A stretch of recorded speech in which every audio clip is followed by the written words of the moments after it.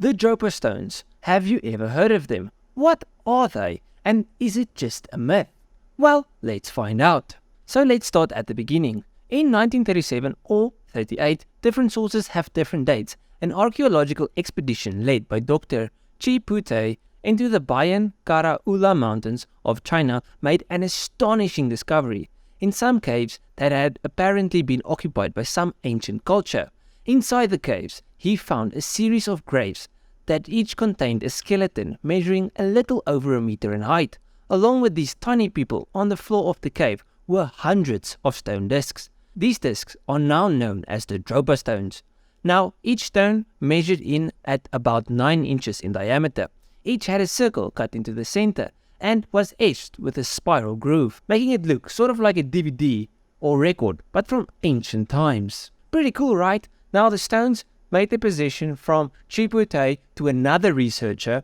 His name was Pu Tei from the Beijing Academy of Ancient Studies. And I really hope I am pronouncing all of this stuff correctly. English is not even my first language, and this is most definitely not even one of my languages. So if I'm pronouncing it incorrectly, sorry. I am trying my best, I promise. Now, his job was to try and figure out what these hieroglyphics said, and that he did. According to Professor Ni, one of the lines on the disc read, "The Dropas came down from the clouds in their aircraft. The men, women and children of the neighboring people hid in the caves 10 times before sunrise. When at last they understood the sign language of the Dropas, they realized that the newcomers had peaceful intentions." Another section of all the discs tell a story of spaceships that crash-landed in the mountains of China. The ships were piloted by aliens who called themselves the Dropa. And here is the interesting thing. Some people claim that the tiny people that were found with the discs are said alien people. Now, each of these stones are said to date back 12,000 years, so they are super old. So where are the discs today? Has anybody else interpreted the hieroglyphics, or do we just have to believe the word of this one scientist? Well, that's where it becomes a bit more difficult. You see, some people say they got sent off to Russia for scientists to do chemical analysis and to further study the stones, but the stones have since gone lost. Other people believe that they are still in China and a bunch of museums all over the country, but no museum has admitted that they have any of these stones in their possession.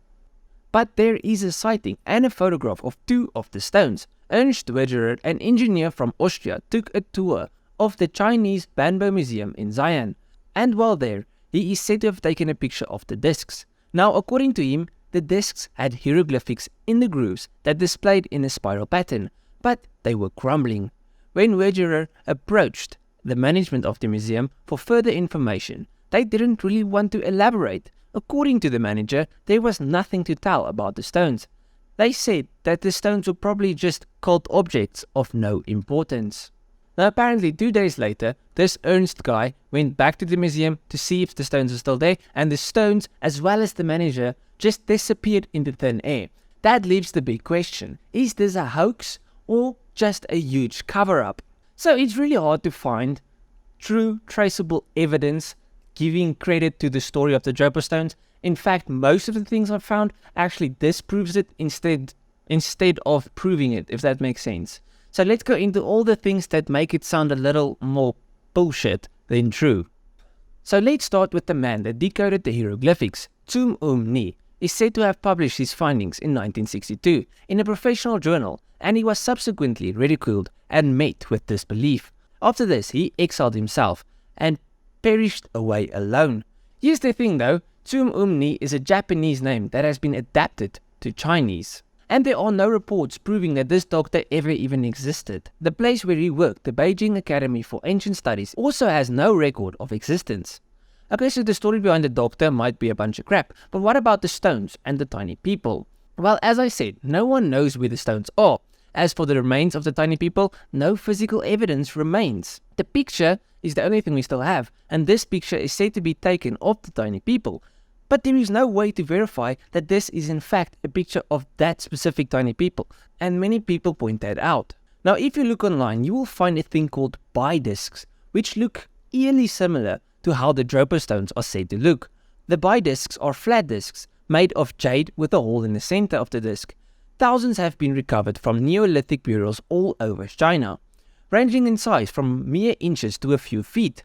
It is believed that the discs were buried under the feet of dead people and date back to 3000 BC. Furthermore, though some of the discs had extravagant carvings of snakes and dragons, unfortunately, there were none with aliens. Now, I have seen that some people believe that the Bai discs and the Dropa discs are one in the same because of all of the similarities, and that the story is actually just the story of another burial site where Bai discs have been found. But at the end of it, let me know what you think of the Dropa Stones. Do you think there is really discs that tell the story of aliens that landed in the mountains of China? Or is it just a story of people finding the Bai discs? Or is it just all a bunch of bull? What's the truth? Let me know what you think down below. If you like this video, leave a like and subscribe to the channel. If you like mysteries and stuff like that, this channel is like for you. So subscribe. I'll check you guys in the next one. Cheers,